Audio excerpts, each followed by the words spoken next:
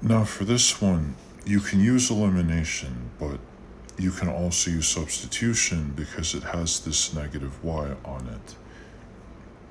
As long as we have one of these, where you have either a positive one, a negative one for x, or for y, then you have the option to easily use substitution. What I'll do is I'll go ahead and rearrange this so that we solve for y. And in this case, we can go ahead and subtract 5x from both sides.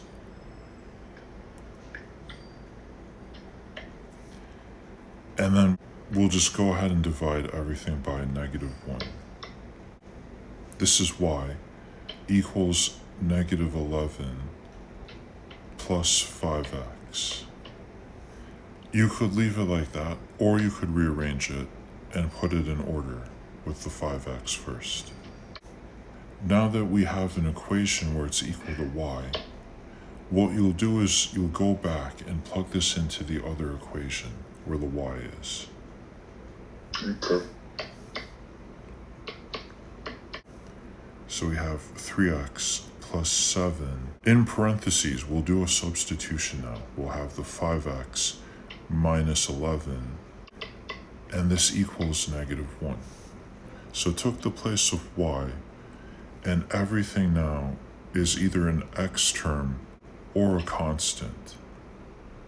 The 7 will distribute that into the parentheses. So this turns into 35x minus 77. The next thing is to start combining like terms. The 3x and the 35x are like terms. They're already on the same side as each other. So we'll go ahead and add these together and get 38x. At the same time, you could move the -77 to the other side, or you could do it on a separate line. We'll add it to both sides. It basically ends up going onto the other side, and it's 76 now, from 77 minus 1. We're about to find the value for x. You divide both sides by 38. This is now x equals 2. So we have one of the two answers. To quickly find out what y is, take the answer we just found and plug it back into this equation where it's already solved for y. Okay. Put the 2 here where the x is. This turns into 10 minus 11, which is -1. So this is what we're trying to get. So just to summarize, you start off with two equations, but if you use substitution, you solve for one of the variables. And in this case, it was easier to solve for y. And it's still an expression. And you plug that expression back into the other equation, like we did here. And the goal of that is to find an actual number, a value for x.